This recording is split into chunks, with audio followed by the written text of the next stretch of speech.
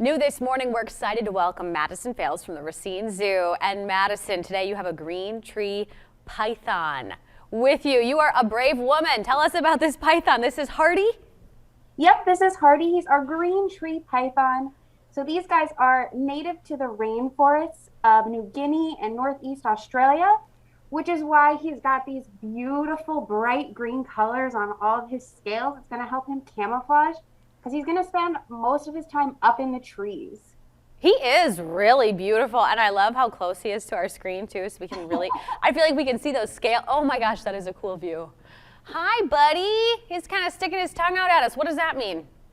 Yeah, so snakes actually use their tongues to smell, so he is in a new place right now, figuring out what's going on, so he keeps sticking that tongue out. I feel like he's meeting all the viewers right now at home, sticking his tongue out. That is so cute. If anyone just turned on the channel right now, they're going to be like, whoa.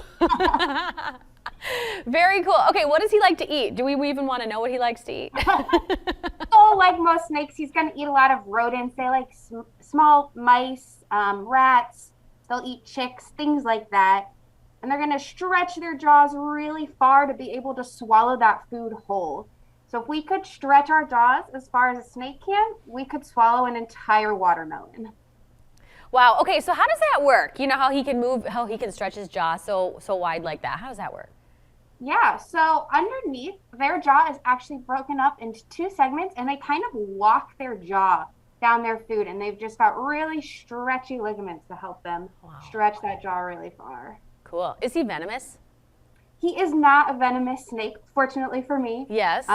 I am not quite that crazy, but he is going to catch his food by striking out at it. So like I said, he spends lots of his time in the trees.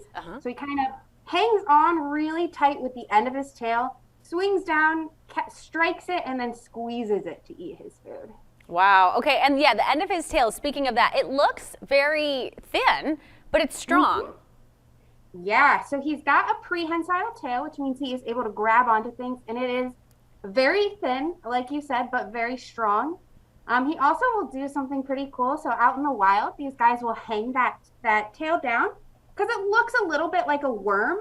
So they'll hang it down. Other animals will come up thinking maybe they're going to get a little snack, and he will make a snack out of them. Oh my. Okay. Watch out. Watch out for Hardy. Just tell us anything else that you can share.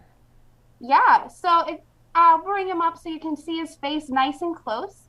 But there's those little holes along his face are heat sensing pits. So it's kind of like he has night vision goggles on all the time.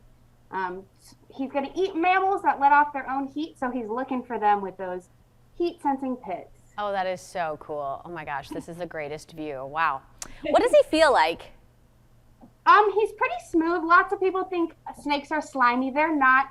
I like to say that they actually feel a little bit like a basketball, maybe a slightly deflated one. They're a little bit squishy and smooth, but then those scales do have a little bit of texture, so they're slightly bumpy. Very cool. Okay, and then how big can a python of this kind get? Yeah, so these guys range between 4 to 6 feet. They average around 5 feet long, so not super big, but they also have to be light enough to stay up in those trees. True. Okay. Well, Madison, thank you so much for bringing Hardy on for us this morning. We appreciate it. It was really cool to see him up close like this, so thank you. Yeah, thank you.